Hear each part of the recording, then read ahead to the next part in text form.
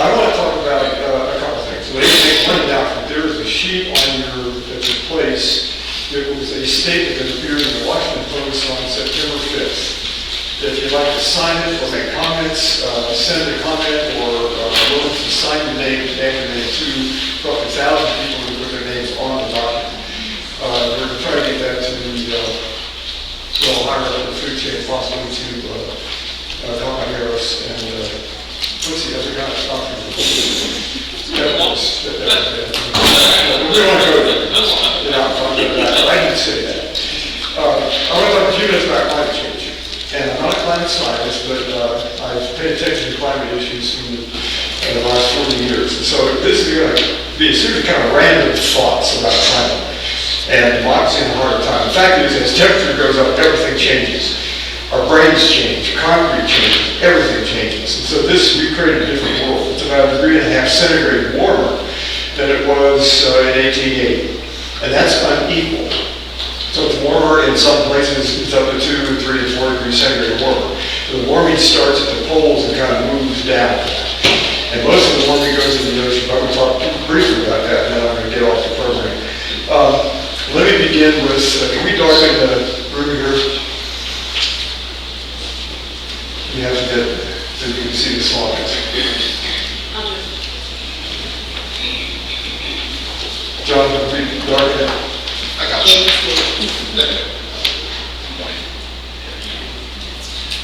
All right. First slide is any questions?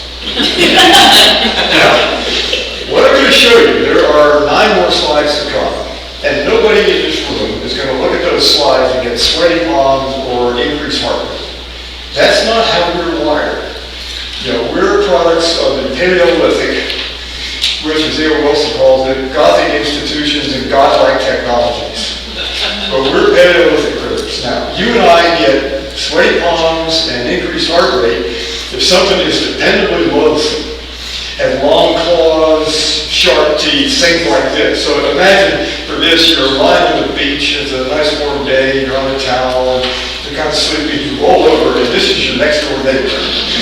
That causes something. It hits the reptilian, no pun intended, brainstem. That's fight or flight.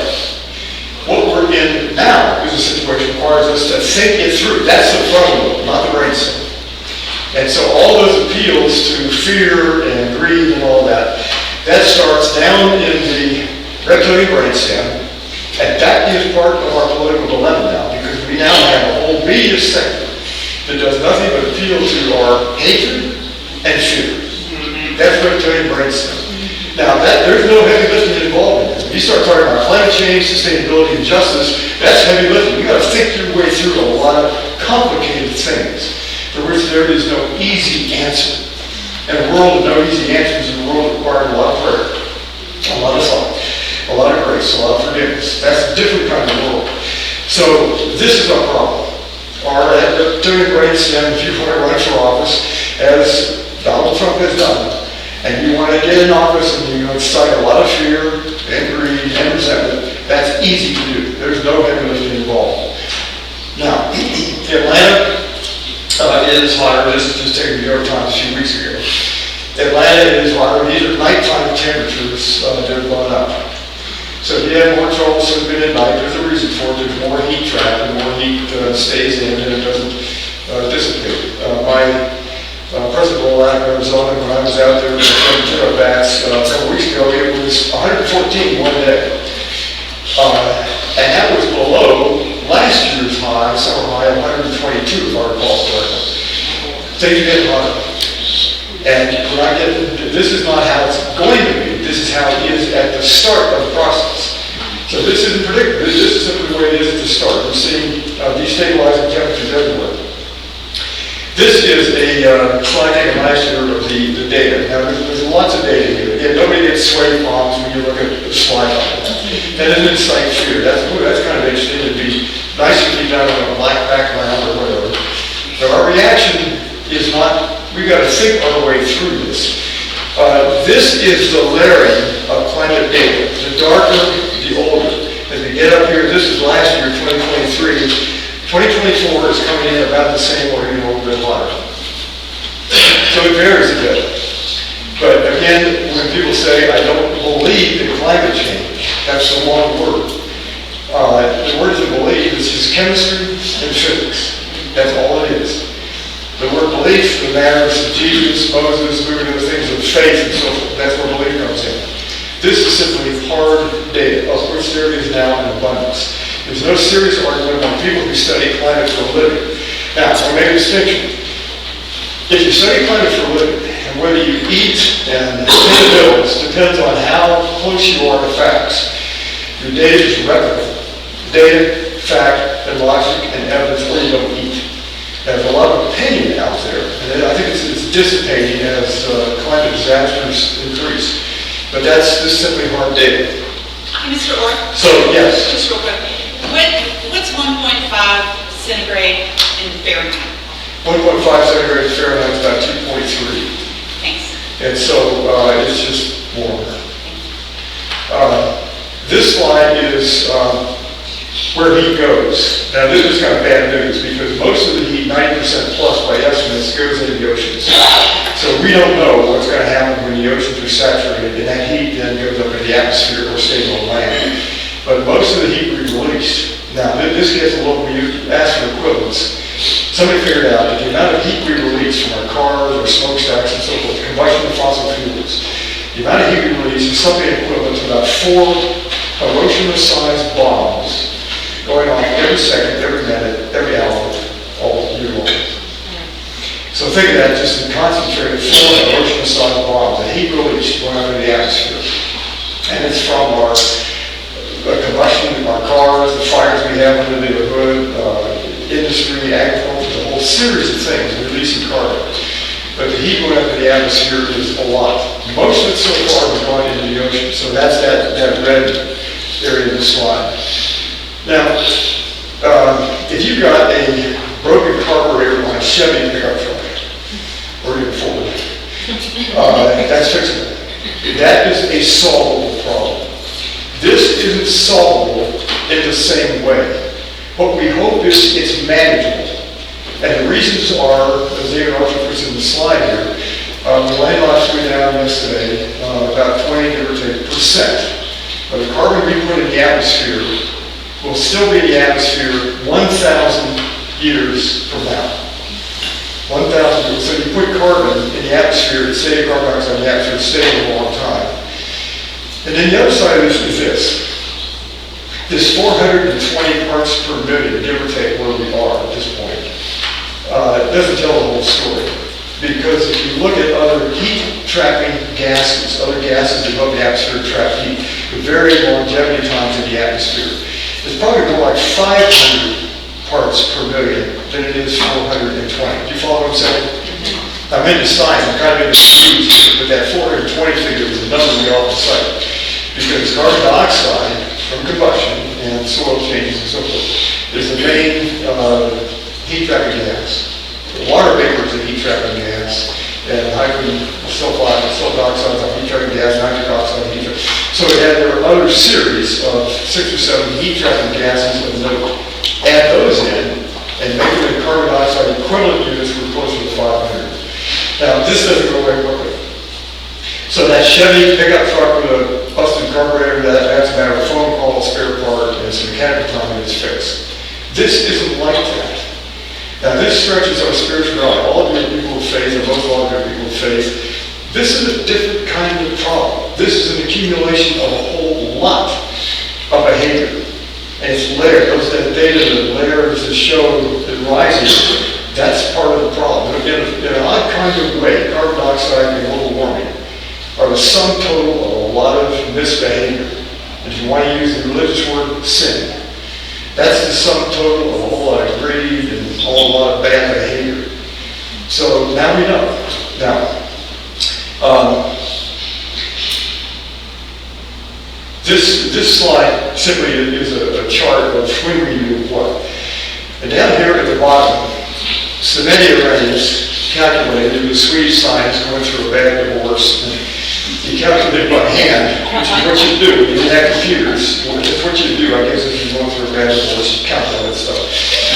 And the numbers are still kind of ballpark accurate. He calculated that the combustion of fossil fuel, the basically doubling the carbon dioxide content in the atmosphere, would occur roughly what it's done. It's raised temperature about what he said it would. Now, he was a Swede. I understand it's cold and sweet. So warming things up a little bit is not a problem. But it is a problem in the United States. It's a problem for the rest of the world. It's actually a problem for Sweden. But we didn't pay attention. Nicole Krauss has a line in her history, book of history of love, saying that there were warnings of unfathomable things, and because we didn't fathom them, we didn't believe them. Until it's too late, and we had no choice. She was describing a village in Poland at the onset of Nazis in Germany in World War II. But we had warnings. These are the warnings going along here. When I was born way back a million years ago, the Keeling curve was, oops, I'm sorry.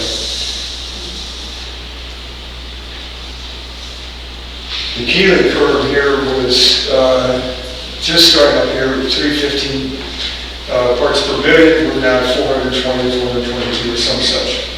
And along that way, we have warning after warning. And they get more severe. But that reptilian brainstem, our tendency to delay, procrastinate, this is not the day, it's just a nice day out there, the sun is shining, the sky is blue, and I got a golf game at 4 o'clock in the afternoon, and the things are going great. Hard to worry about this. There are no long claws and sharp teeth. It's not a dependably loathsome thing. It's just a steady accumulation of behavior. Relentless, remorseless. So we have been warned. This is a New York Times story a few weeks ago about the tipping points. And there are 6 or 8 tipping points. I won't get into this because there's a long diversion. But if you're an airline pilot and you're looking at your cockpit instrument panel, what you're seeing are a series of flashing lights. Some already red, some yellow, a whole series of things. You would be an alarm. So if you're looking at your altimeter or airspeed indicator and so forth, these are not good signs. And so on that cockpit, we have every reason for urgency.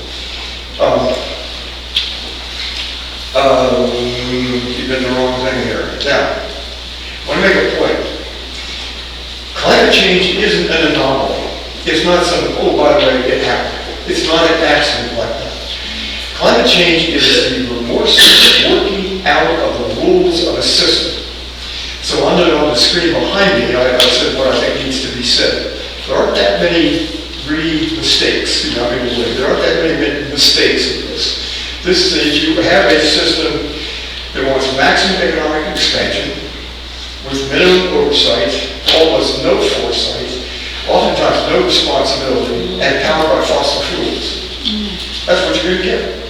There's no mistake here. This is the remorseless working out of a system. We've been warned, not just by climate science, but many of you, this is a matter of awareness of where we are. It's paying attention. And for one thing now, if we're citizens of this world, we have to pay attention to the fact we're citizens of a political system. We're also citizens of an ecological system. We are members of a biological community, whether we like it or not. And then a couple of last slides. The other side of this borders on, and we flirted with fascism throughout our history. This is not a sudden kind of eruption with Donald Trump and so forth. This is a long debate. It goes back to the founding of the country. It certainly goes back to the founding years of the 1800s, the anti-federalists. So this is baked into our history. And there's a better history to be written going forward. That's what this meeting is about. So, I think Tony Morrison captures the essence of this. We're creeping toward a world we really don't want. And I think the driver in this is a funny combination of ignorance and fear. And it isn't just them. There's no them here. We're all implicated in it. We all burn fossil fuels, and I'm the chiefest among sinners, and travel and so forth, but we're all in this together. Now, I'm going to end here with 2 comments. This is Reverend William Barber. This is an event we held at Oakland, State of American Democracy Conference a couple years ago. And he ended by saying our ideas are too puny for our circumstances. Our ideas are too puny for our circumstances. I pick up the paper or tune in the morning news or evening news or whatever, we're talking about small stuff. We're not talking about the big stuff. And the big stuff is where the excitement is. And so, as an academic, what are the big ideas? What have to do with justice, fairness, decency, longevity, sustainability, all those things. The big stuff, the big chunky things, that's where the debate ought to be. And that's what I think students want to hear from you. I think commissioners want to hear that as well. So let me end with one last slide. On the democracy side of this, Democracy 1.0 was occurred around tribal campfires. When somebody said, I don't agree with that decision, and they got heard. That's when it started, long ago, time immemorial, way back then. But if somebody said, I'm a member of this tribe, and I don't agree, and that disagreement was honored. Democracy 2.0 is Greece. And what happened in the Parthenon and Athens and on the Acropolis and the Agora was a debate about how we conduct public business per Greek men. It was mostly about Greek men, Athenian citizens, left out slaves, women, Spartans, and left out a whole bunch of people. But what they added to it, Democracy 2.0 was about our capacity to rationally debate our circumstances, to use the front load of the Terry Grayson, to begin to think through and said everybody can be involved. You don't have to have a PhD in Harvard. You can be a common worker and have a say as long as you're a senior citizen. That was Democracy 2.0, but it had rationality to the discussion. Democracy 3.0. Tom Jefferson in the room in Philadelphia, all men are great. And think about that. That was such a pregnant phrase, because if you're a man, but you're a man of color, why doesn't that include me? If you're a Native American, why doesn't that include me? And if you're a woman, why doesn't that include me? Are part of the human kind, yes you are. And if you're part of future generations, shouldn't that include you? Now, Democracy 3.0 had a lot of flaws. And if you ask me bluntly, can Democracy 3.0, roughly the system we have now, can it solve the climate issue? I'd say no. No. You need a John Lewis voting rights bill. You need gerrymandering control. You need more equality, and there's a different economic system. You need a capitalism that also produces rough equality. Not communism, but capitalism that produces rough equality. No extremes of wealth, and nobody falls between the cracks. So there's a lot of work to do, and you can't drip as much venom into the bloodstream of the body politic as we do every day from media, and have a decent, healthy democracy. That's not how it works. So, Democracy 3.0, if you say, is that going to solve the climate crisis? I'm going to say no.